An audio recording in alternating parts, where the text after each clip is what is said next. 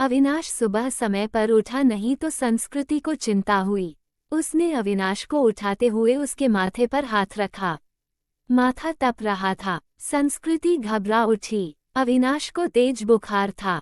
2 दिन से वह खांस भी रहा था। संस्कृति ने कल इसी वजह से उसे ऑफिस जाने से मना कर दिया था, मगर आज तेज बुखार भी था। उसने जल्दी से अविनाश को दवा खिलाकर माथे पर ठंडे पानी की पट्टी रखी। संस्कृति और अविनाश की शादी को अभी ज्यादा वक्त नहीं गुजरा था। 2 साल ही हुए थे। पिछले साल तक सास ससुर साथ में रहते थे, मगर कोरोना में संस्कृति की जेठानी की मौत हो गई तो सास ससुर बड़े बेटे के पास रहने चले गए। उसके बाद कोरोना का प्रकोप बढ़ता ही गया। बेटा, ये समय ही बुरा चल रहा है। राजू भी कोरोना पॉजिटिव है, वरना उसे भेज देती। हम खुद उसकी देखभाल में लगे हुए हैं। तू ऐसा कर, जल्दी से डॉक्टर को बुला और दवाएं शुरू कर। हाँ माँ, वो तो करना ही होगा। मेरी सास की भी तबीयत भी सही नहीं चल रही है, वरना जेठ जी को ही बुला लेती। घबरा नहीं बेटी, धैर्य से काम ले, सब ठीक हो जाएगा, माँ ने समझाने का प्रयास किया। संस्कृति ने पति का कोरोना टेस्ट कराया। तब तक फैमिली डॉक्टर से पूछकर दवाएं भी देती रही। इस बीच अविनाश की हालत ज्यादा खराब होने लगी तो वो उसे लेकर अस्पताल भागी। अस्पतालों से निराश लौटने के बाद तीसरे में मुश्किल से बेड का इंतजाम हो सका। सास ससुर और जेठ भी दूसरे शहर में थे, सो मदद के लिए आ नहीं सके। वैसे भी दिल्ली में लॉकडाउन लगा हुआ था। रिश्तेदार चाहकर भी उसकी मदद करने नहीं आ सकते थे। आसा पड़ोस वालों ने कोरोना के डर से दरवाजे बंद कर लिए। तब संस्कृति ने अपने दोस्तों को फोन लगाया, पर सबने बहाने बना दिए। अकेली संस्कृति पति की सेवा में लगी हुई थी। अस्पताल में मरीजों की लंबी कतारों और मौत के तांडव के बीच किसी तरह संस्कृति खुद को बचाते हुए पति के लिए दौड़-भाग करने में लग गई। कभी दवा की पर्ची लेकर भागती तो कभी खाना लेकर, कभी डॉक्टर से गिड़गिड़ाती तो कभी थका हार कर बैठ जाती। उसे कोरोना वार्ड में जाने की इजाजत नहीं थी। बाहर रिसेप्शन में बैठकर ही पति के ठीक होने की कामना करती रहती। उस पर पति की तबीयत अच्छी होने के बजाय बिगड़ती जा रही थी। उस दिन भी डॉक्टर ने पर्ची में कई दवाएं जोड़कर लिखीं। वो दवाएं लेने गई, मगर जो सबसे जरूरी दवा थी वही नहीं मिली। अस्पताल में उसका स्टॉक खत्म हो चुका था। अब वो क्या करेगी? बदहवास सी वह अस्पताल के बेंच पर बैठ गई। बगल में ही परेशान सा एक युवक भी बैठा हुआ था। संस्कृति ने उसकी तरफ मुखातिब होकर पूछा, आप बता सकते हैं ये दवा मुझे कहाँ मिलेगी? मैं खुद ये दवा ढूंढ रहा हूँ, आसपास तो मिली नहीं। मेरे दोस्त ने बताया है कि नोएडा में उसकी शॉप है। उसने कुछ दवाएं स्टॉक करके रखी हैं, सो वह मुझे दे देगा। अभी जाने की ही सोच रहा था। पर्ची लाइए, मैं अपने साथ आपके लिए भी दवा ले आता हूँ। ये लीजिए, बड़ी मुश्किल से मिली, मगर मिल गई, यही बहुत है। बहुत बहुत शुक्रिया। कितने की है? संस्कृति का चेहरा भी खिल उठा था। अरे नहीं, पैसे की जरूरत नहीं, आप पहले ये दवा खिलाए मरीज को। उस दिन के बाद से दोनों में बातचीत होने लगी। वो अपने भाई की देखभाल में लगा था और संस्कृति पति के लिए दौड़-भाग कर रही थी। दोनों का दर्द एक सा ही था। संस्कृति जब भी व्यथित होती तो उसके कंधों पर सिर रख कर रो लेती। कोई चीज लानी होती तो प्रतीक लेकर आता, संस्कृति को घर छोड़कर आता। धीरे धीरे तकलीफ के इन दिनों में 2 अजनबी एक बंधन में बंधते जा रहे थे। उनके बीच एक अजीब सा आकर्षण भी था, जो दोनों के इस बंधन को और मजबूत बना रहा था। एक दिन अविनाश का ऑक्सीजन लेवल काफी घट गया। अस्पताल में ऑक्सीजन सिलेंडर नहीं था। तब प्रतीक ने ये जिम्मेदारी अपने ऊपर ले ली। पूरे दिन कड़ी धूप और गर्मी में लाइन में लगकर आखिर वो ऑक्सीजन सिलेंडर लेकर ही लौटा था। उस दिन संस्कृति ने पूछा था, आप मेरे लिए इतना कुछ कर रहे हैं, इतना ख्याल रखते हैं, मगर क्यों? मैं तो आपकी कुछ भी नहीं लगती। फिर बताओ न, ऐसा क्यों कर रहे हो? पहली बात, हर क्यों का जवाब नहीं होता, और दूसरी बात, हम दोनों हमसफर नहीं हैं तो क्या हुआ, हमदर्द तो है ना। आपके दर्द को मैं बहुत अच्छे से महसूस कर सकता हूँ। आपकी तकलीफ देखकर मुझे दुख होता है। बस किसी भी तरह आपकी मदद करना चाहता हूँ। जिस अस्पताल में लेकर जा रहा हूँ, आपके पति को भी वहीं लेकर चलता हूँ। वहाँ वेंटिलेटर की सुविधा है और डॉक्टर्स भी अच्छे हैं। प्रतीक ने उसे ढांढस बंधाया और फिर जल्दी ही शिफ्टिंग की सारी व्यवस्था करा दी। शाम में सब निबट गया तो प्रतीक का हाथ पकड़कर रुंधे गले से संस्कृति इतना ही कह सकी, आप नहीं होते तो पता नहीं क्या होता। मैं नहीं होता तो कोई और होता। अच्छे लोगों की मदद के लिए कोई ना कोई आ ही जाता है। ऐसा नहीं है प्रतीक जी, मैंने अपने दोस्तों, पड़ोसियों और परिचितों सबको देख लिया। इस कठिन समय में कोई भी मेरे साथ खड़ा नहीं। केवल आप हैं जिसे 4-6 दिन पहले तक मैं जानती भी नहीं थी। आज लगता है ऐसे आपके बिना रह ही नहीं सकती। उसकी बात सुनकर प्रतीक ने एक अलग ही नज़र से संस्कृति की तरफ देखा और फिर मुस्कुराकर चला गया। संस्कृति के दिल में अजीब सी बेचैनी होने लगी। वह सोचने लगी कि प्रतीक का साथ इस परेशानी के समय में भी कितना सुकून दे जाता है। अस्पताल में मरीजों के रिश्तेदारों की भागदौड़ और परेशानियों के बीच भी चंद लम्हे वह केवल प्रतीक के बारे में सोचती रह गई। इसी तरह 2-3 दिन और गुजरे। अविनाश की हालत काफी गंभीर थी। फिर एक दिन सुबह सुबह संस्कृति को सूचना मिली कि उसके पति की मृत्यु हो गई है। एक पल में संस्कृति को लगा जैसे वह अधूरी रह गई। उसका सब कुछ छिन गया है। प्रतीक ने जितना हो सका उसे धैर्य बंधाया। कोरोना की वजह से वो पति के शव को घर भी नहीं ला सकती थी। लॉकडाउन लगा हुआ था, घर वालों का आना भी कठिन था। ऐसे में उसे समझ नहीं आ रहा था कि पति को अंतिम विदाई कैसे दे। इस वक्त भी प्रतीक ही उसके काम आया। मुश्किल की इस घड़ी में सबसे पहले उसने संस्कृति को शांत कराया, फिर उसके पति को शमशान तक ले जाने का सही से इंतजाम कराया। संस्कृति के साथ वह शमशान तक गया, फिर संस्कृति को उसके घर छोड़ने आया। संस्कृति लगातार रो रही थी, उसके हाथ पैर कांप रहे थे। प्रतीक समझ रहा था कि उसकी तबीयत खराब है। वह अकेली है, सो अपने खाने पीने को लेकर लापरवाह रहेगी तो और तबीयत खराब होगी। तब प्रतीक ने हाथ पैर धोकर और कपड़े बदलकर उसकी रसोई में प्रवेश किया और सबसे पहले चाय बनाई। संस्कृति के साथ खुद भी बैठकर उसने चाय पी। फिर संस्कृति को नहाने भेजकर खुद दाल चावल बनाने लगा।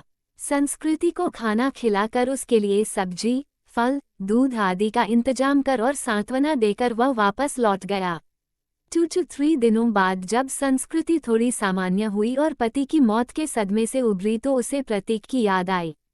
प्रतीक उसके लिए अपनों से बढ़कर बन चुका था, मगर उसे पता नहीं था कि वह कहाँ रहता है, क्या जॉब करता है।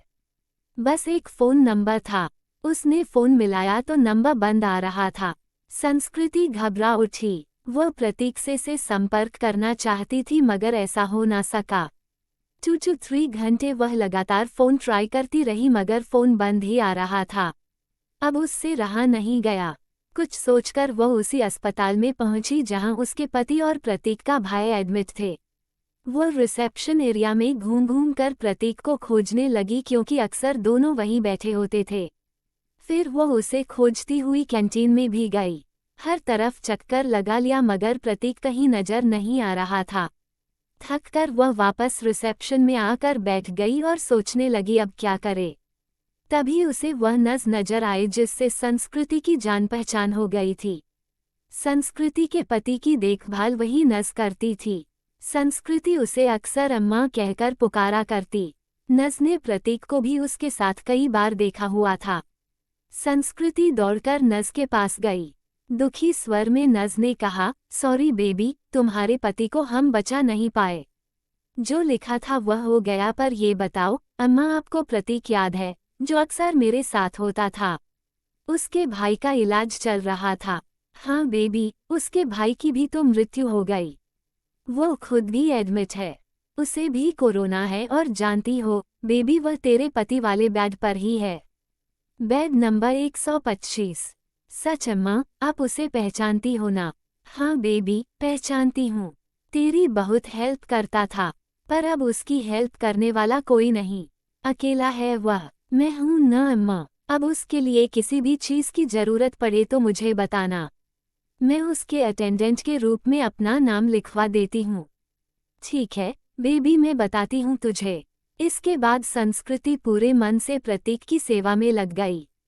उसके लिए घर का खाना, फल, दवाएं वगैरह लेकर आना, उसकी हर जिम्मेदारी अपने ऊपर लेना, डॉक्टरों से उसकी तबीयत की हर वक्त जानकारी लेते रहना जैसे काम वह पूरे उत्साह से कर रही थी। इस बीच प्रतीक की हालत बिगड़ी और उसे आईसीयू ले जाने की जरूरत पड़ गई। इसके लिए अस्पताल के क्लर्क ने उसके आगे एक फॉर्म बढ़ाया। उसमें मरीज के साथ क्या संबंध है, ये लिखकर हस्ताक्षर करना था। संस्कृति कुछ पलों के लिए सोचती रही कि वह क्या लिखे। फिर उसने उस खाली जगह पर पत्नी लिखकर साइन कर दिया। क्लर्क को कागज थमाकर वो खुद में ही मुस्कुरा उठी।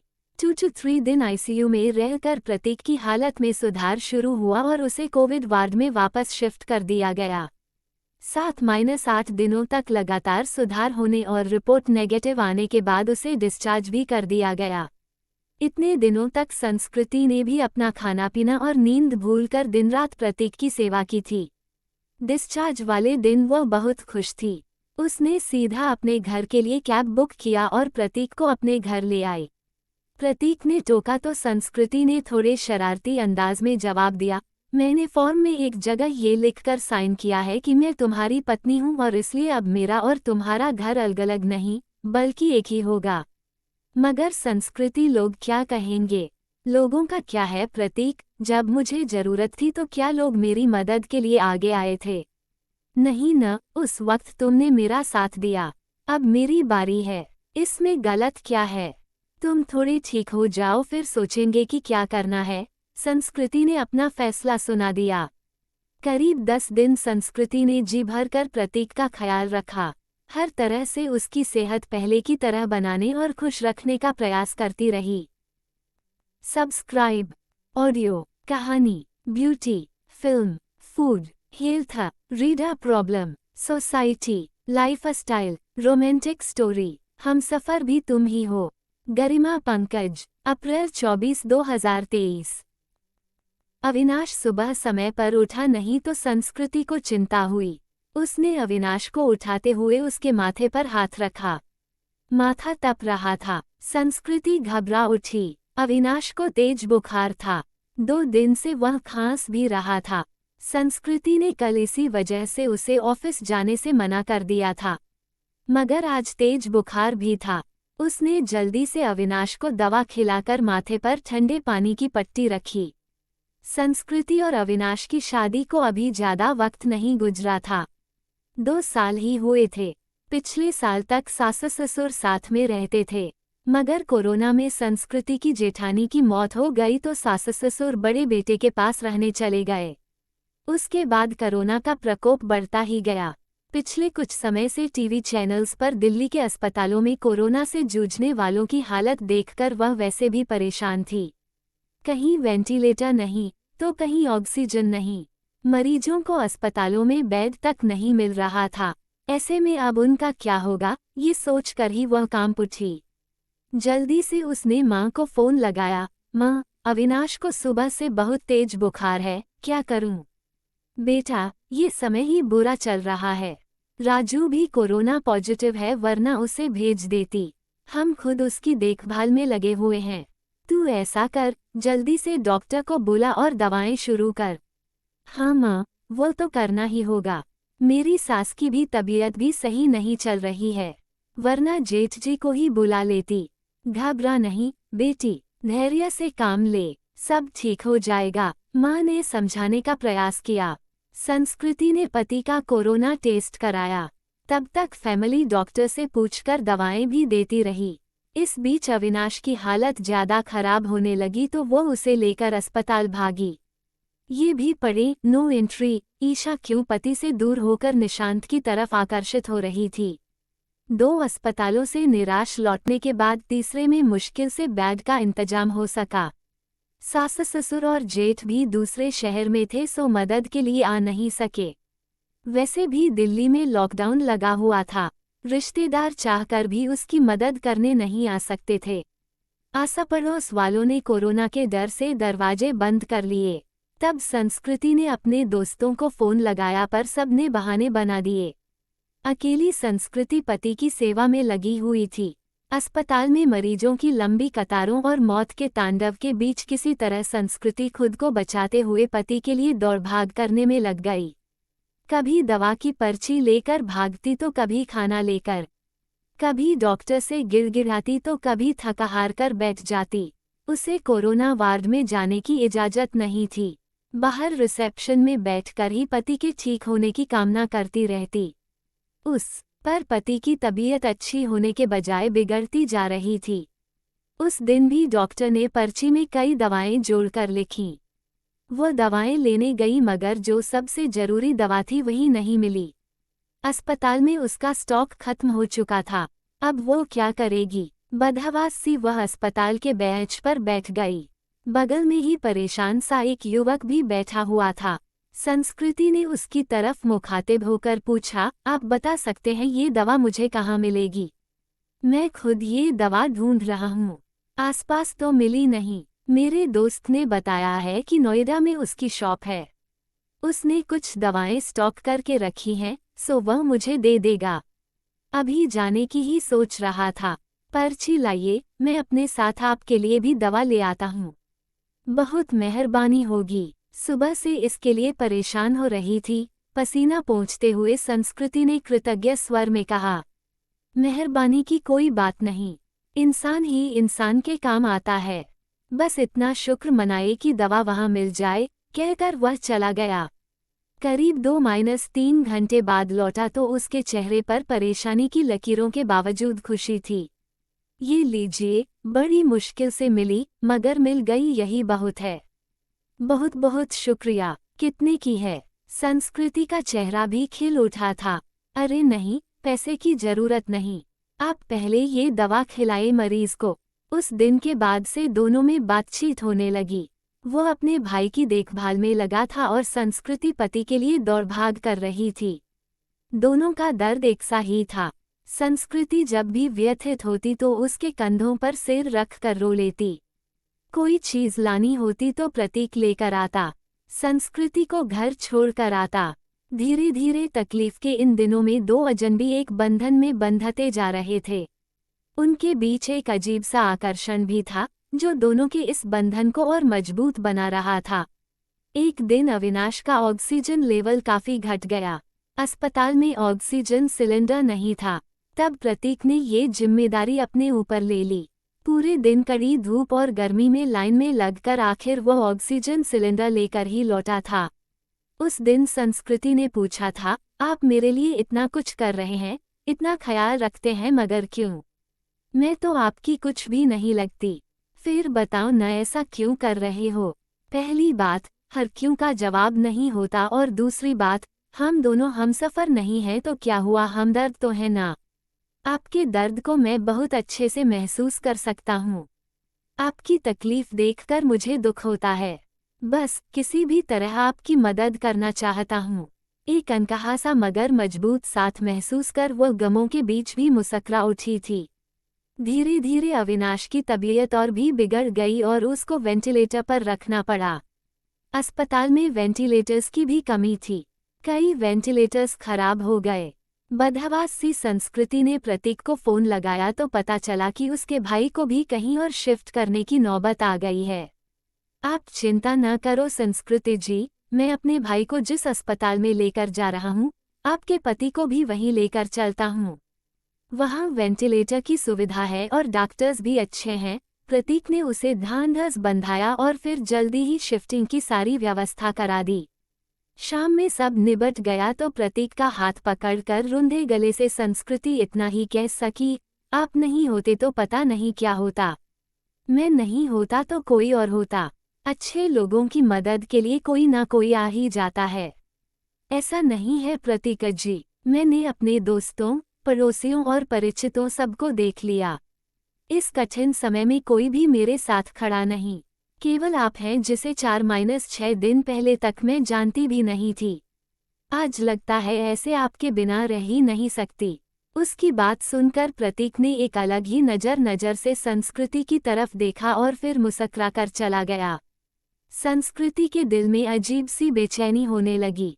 वह सोचने लगी कि प्रतीक का साथ इस परेशानी के समय में भी कितना सुकून दे जाता है।